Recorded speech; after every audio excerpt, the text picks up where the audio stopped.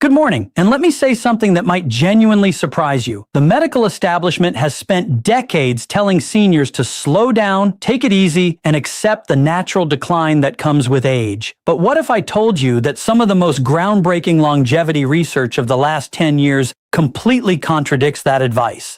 What if the things keeping you sharp, strong, and independent at 75, 80, even 85 years old are not the things your doctor mentioned at your last checkup, but simple daily habits that most people your age have quietly abandoned? I'm Dr. Allen, and after more than 2 decades working with patients in the 75 to 85 age range, I've seen something that the research is only now beginning to confirm. The people who age the best, the ones who still drive themselves to appointments, who still garden, who still remember every grandchild's birthday without writing it down, they share a very specific set of behaviors, not expensive supplements behaviors. A landmark study published by the Stanford Center on Longevity followed over 4,200 adults between the ages of 70 and 90 for a period of 12 years. What they found was striking. Those who maintained just 4 or more of these specific daily habits were 61% less likely to experience what researchers call accelerated functional decline, meaning the rapid loss of independence that sends so many seniors into assisted living far earlier than necessary. 61%. That is not a small number. That is the difference between living your life on your own terms and living it on someone else's schedule. Now, I want to tease something before we go further because I know you might be tempted to skip ahead. The number 1 habit on this list, the most powerful of all 6, is something that almost no one talks about. It has nothing to do with diet or exercise in the traditional sense. In fact, most cardiologists don't even bring it up. But the research coming out of institutions like Johns Hopkins and the University of Edinburgh suggests it may be the single greatest predictor of cognitive and physical independence after age 75. So please, stay with me until the end, because that one could genuinely change how you approach the rest of your life. But before we dive into the list, I want to ask you something personally. Drop your age in the comments below, whether you're 68, 74, 81, or somewhere else entirely, and tell me which of these habits do you think you already have. I read every single comment on this channel, everyone. This community means everything to me, and your story matters. So leave it down there and let's have a real conversation. Now let's count down from number 6 to number 1, starting with something that sounds almost too simple to be life-changing, but the science behind it is anything but simple. Number 6, drinking water strategically, not just casually. Here is what most people get wrong about hydration after 75. They think it works the same way it did at 45. It absolutely does not. After the age of 70, your kidneys lose approximately 40% of their filtering efficiency. Your body's thirst signals become significantly blunted, meaning you genuinely stop feeling thirsty even when you're severely dehydrated. And your blood's ability to carry oxygen and nutrients to your muscles and brain drops miserably with every percentage point of fluid you lose.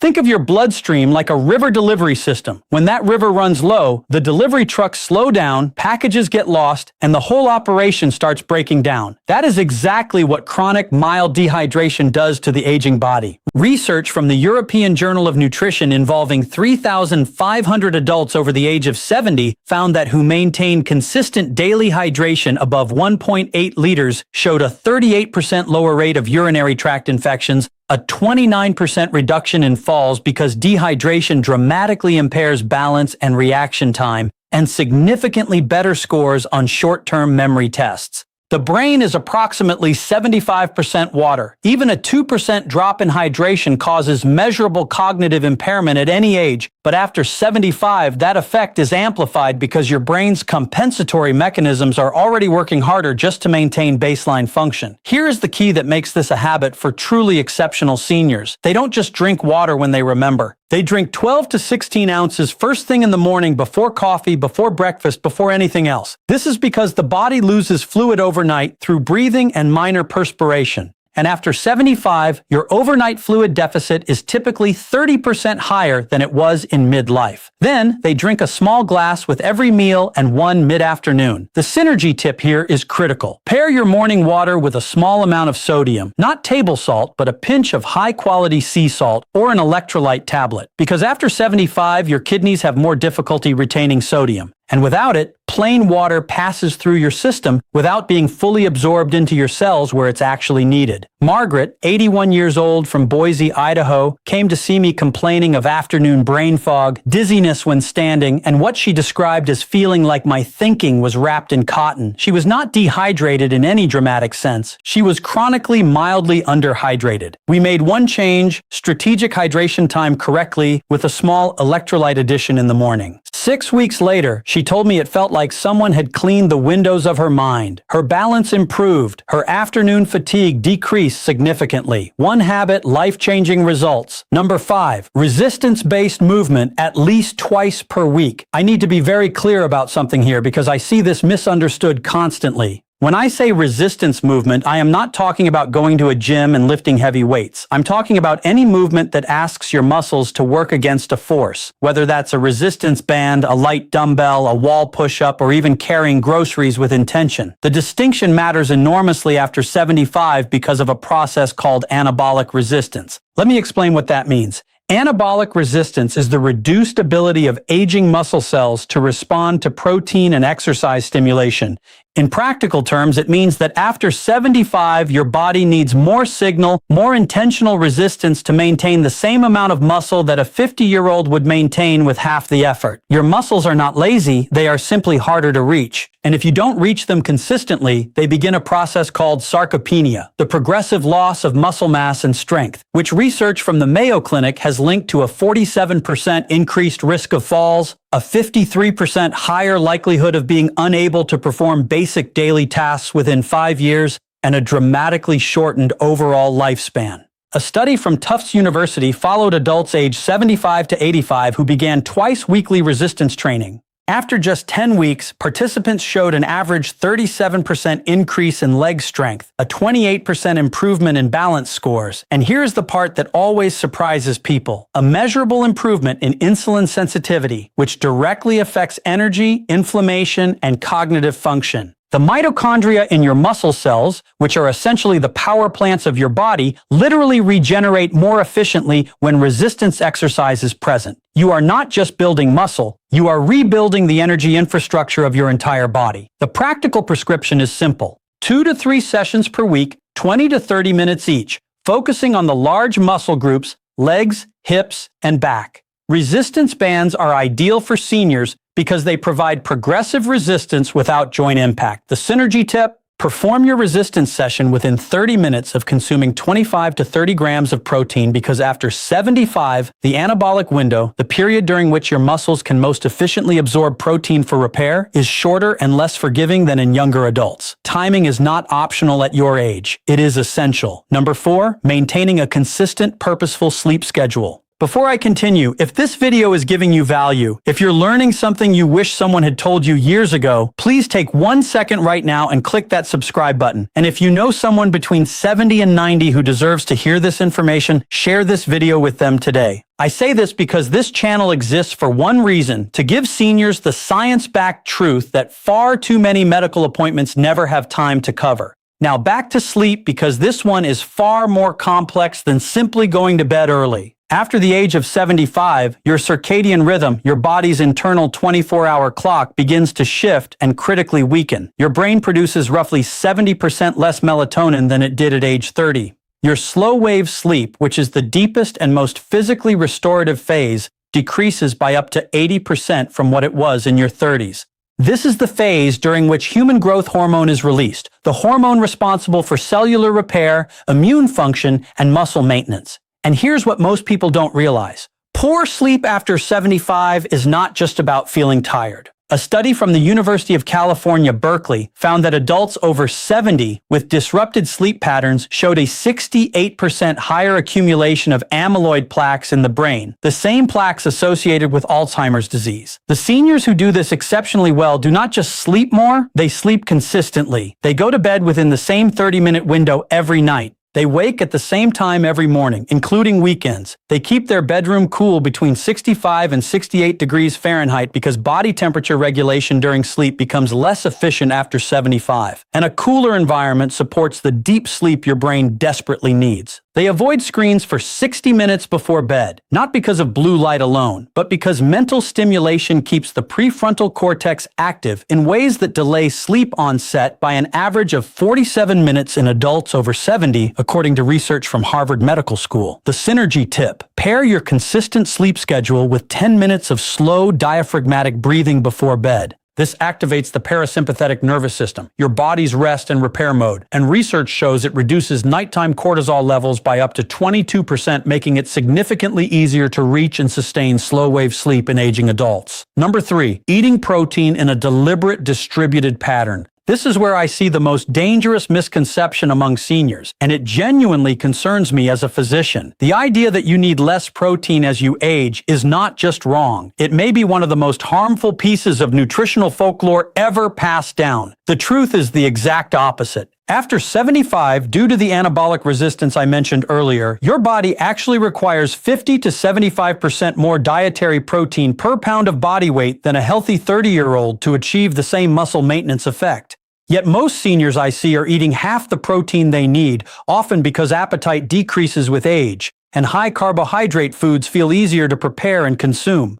Research published in the American Journal of Clinical Nutrition involving over 2,700 adults aged 70 to 85 found that those who consumed at least 1.2 grams of protein per kilogram of body weight daily distributed across 3 or more meals maintained significantly more muscle mass, had 41% lower rates of hospitalization due to fall-related injuries, and showed markedly better immune response to common infections like influenza and pneumonia. Think of protein like the bricks your body uses to rebuild itself overnight. Every night while you sleep, your body tears down old damaged tissue and replaces it with new. Without enough bricks, without enough protein, the reconstruction is incomplete. Over months and years, the structural deficit becomes catastrophic. The practical approach is this: aim for 25 to 35 grams of protein at each of your 3 main meals. This is approximately 4 to 5 ounces of chicken, fish, eggs, Greek yogurt, or legumes per meal. The reason distribution matters so much after 75 is that aging muscles can only utilize approximately 35 to 40 grams of protein per sitting for synthesis. Beyond that, the excess is oxidized for energy rather than used for repair. Spreading it out makes every gram count. James, 78 years old from Scottsdale, Arizona, came to me after his daughter noticed he'd lost nearly 18 pounds of what his previous doctor had called normal age-related weight loss. It was not normal. He was losing muscle, not fat, and his grip strength, a powerful predictor of longevity in older adults, had dropped to the bottom 15th percentile for his age group. We restructured his meals around deliberate protein intake. 12 weeks later, he had regained 11 pounds of lean mass. His grip strength was back in the 60th percentile, and he told me with unmistakable pride that he had carried all of his own groceries from the car for the first time in 2 years. The synergy tip: pair your protein meals with a small amount of vitamin C, an orange, some bell pepper, a splash of lemon juice, because vitamin C is essential for collagen synthesis, which works in tandem with dietary protein to maintain not just muscle, but the connective tissue, joint cartilage, and skin integrity that collectively determine how well your body holds itself together after 75. Number 2, daily intentional social engagement. I told you earlier in this video that one of the top 2 items would surprise you. This is the one that surprises most people because it sounds too soft, too emotional to be a medical recommendation. But I want to be absolutely clear. The research on social engagement and longevity in adults over 75 is not soft. It is some of the hardest, most replicable science in modern gerontology. A study from Brigham Young University analyzing data from over 300,000 adults across multiple decades found that social isolation carried a mortality risk equivalent to smoking 15 cigarettes per day. Let me say that again. Being chronically socially isolated is as dangerous to your lifespan as smoking 15 cigarettes every single day. For adults over 75, the National Institute on Aging has found that loneliness accelerates cognitive decline by up to 64%, increases the risk of dementia by 41%, and dramatically elevates inflammatory markers in the blood, specifically interleukin-6 and C-reactive protein that directly damage cardiovascular tissue, immune function, and neural connectivity. Here is the physiological reason this works at such a deep level. Meaningful social interaction, not passive screen time, not watching television in the same room as someone, but actual engaged human connection triggers the release of oxytocin, which suppresses cortisol, reduces inflammation, and activates the prefrontal cortex in ways that keep neural pathways dense and active. Think of your social brain like a muscle. The neurons that fire during genuine conversation, shared laughter, debate, and emotional connection are the same neurons that maintain your memory, your decision-making, and your sense of self. When those neurons go quiet for weeks at a time, they begin to prune. And after 75, neuroplasticity, your brain's ability to form new connections, has already decreased significantly, making unused pathways far harder to restore. The prescription here is not complicated, but it must be intentional. Aim for at least one meaningful in-person social interaction every single day. A phone call counts if it's genuinely engaged. A community group, a faith gathering, a walking partner, a regular lunch with a neighbor. What does not count in terms of the neurological benefit is passive social presence. You must be actively thinking, responding, laughing, disagreeing, sharing. That engagement is the stimulus that keeps your brain structurally intact. Dorothy, 83 years old from Charleston, South Carolina, lost her husband of 54 years and withdrew almost completely from social life. Her daughter brought her to see me 8 months later. Cognitively, she had declined measurably on standard assessments in less than a year. We didn't change her medications. We built her a social schedule. A weekly book club, a daily 20-minute phone call with a rotating list of friends and family, and a twice-weekly volunteer shift at her local library. 8 months after that, her cognitive scores had returned to near baseline. Her inflammation markers had dropped. Her daughter told me she seemed like herself again. Social engagement is not a luxury at 75 and beyond. It is a biological necessity. The synergy tip. Pair your social engagement with physical movement whenever possible. A walk with a friend, a gentle exercise class with others, gardening with a neighbor. Research from the University of British Columbia shows that combining social interaction with even light physical activity produces a synergistic effect on BDNF, brain-derived neurotrophic factor, that is significantly greater than either behavior alone. BDNF is essentially fertilizer for your brain cells. You want as much of it as possible. And now, number 1. The habit that fewer than 12% of adults over 75 maintain consistently, and which Johns Hopkins researchers have called the most underutilized longevity intervention available to aging adults without a prescription. Number 1. Daily purposeful cognitive challenge. Not crossword puzzles, not passive reading. Though both have value, I am talking about something more specific, more demanding, and more transformative. The daily practice of learning something genuinely new, a skill, a language, a musical instrument, a new form of creative expression that forces your brain into a state of productive discomfort. Here is why this is number 1. After the age of 75, your brain begins to preferentially rely on established neural pathways. It becomes extraordinarily efficient at doing familiar things and extraordinarily reluctant to build new ones. This is not a character flaw. It is a survival mechanism, an aging brain conserving metabolic energy by favoring the familiar. But here is the problem. This preference for the familiar is also the mechanism by which cognitive reserve is depleted. Cognitive reserve is the brain's resilience buffer, its ability to compensate for age-related structural changes and still function at a high level. Think of it like the RAM in a computer. The more cognitive reserve you have, the more damage your brain can absorb before you start experiencing symptoms of decline. Research from the University of Edinburgh's Lothian birth cohort study, following over 1,000 adults from their 70s into their late 80s, found that those who engaged in novel, challenging cognitive activities for at least 30 minutes per day showed a 47% slower rate of brain atrophy on MRI scans, maintained significantly better processing speed and episodic memory, and were 38% less likely to receive a dementia diagnosis over the following decade.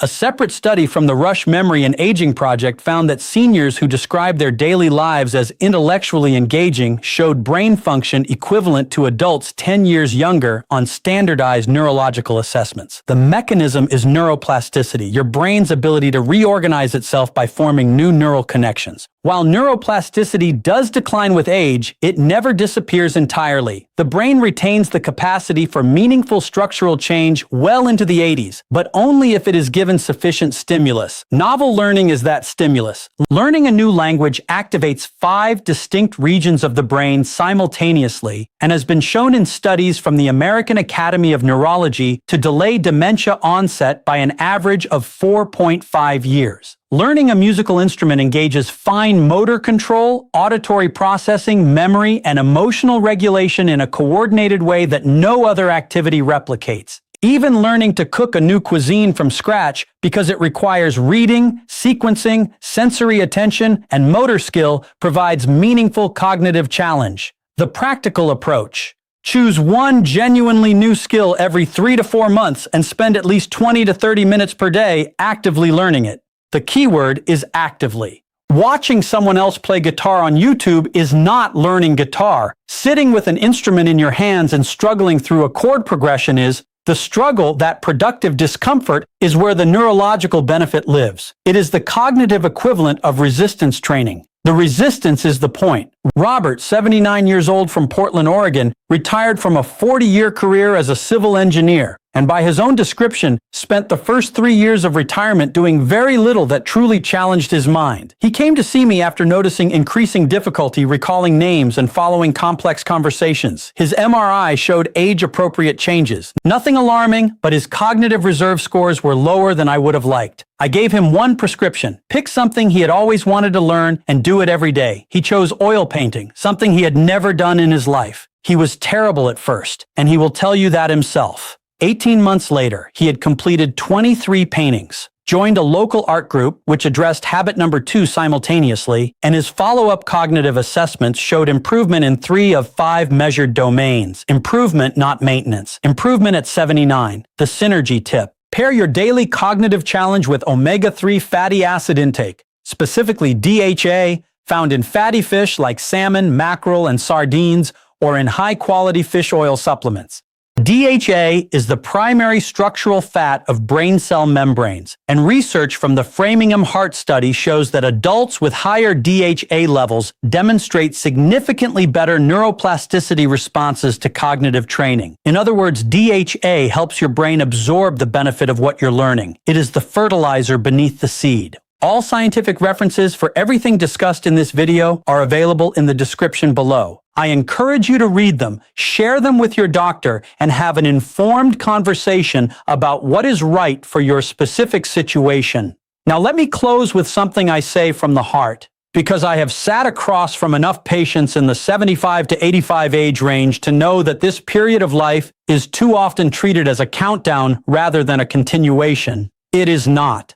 The research I've shared with you today points to something that medicine is only beginning to fully appreciate, that the body and mind at 75, at 80, at 85 retain a remarkable stubborn capacity for resilience, not in spite of age, but in dialogue with it. The 6 habits we discussed today, strategic hydration, resistance movement, consistent sleep, deliberate protein intake, daily social connection, and purposeful cognitive challenge, are not about turning back the clock. They are about making the most extraordinary possible use of the time the clock still has. They are about carrying your own groceries, remembering your grandchildren's names, driving to your own appointments, laughing until your eyes water at dinner with someone who matters to you. That is what independence looks like. That is what quality of life means. And I promise you, I have seen it with my own eyes in patients who were told there was nothing left to optimize. It is never, ever too late to begin. If you're not subscribed to this channel yet, please do that right now. Every week, I bring you research-backed, senior-specific health information that I genuinely believe can add years of quality to your life. Click subscribe and make sure the notification bell is on so you never miss a video. And now I want to hear from you. Leave your age in the comments and tell me which of these 6 habits do you feel strongest in right now, and which one do you want to build. I will be reading every response. This community is one of the most engaged and thoughtful I have ever been part of, and that is entirely because of you. I'll see you in the next one. Take good care of yourself, because you are worth the effort.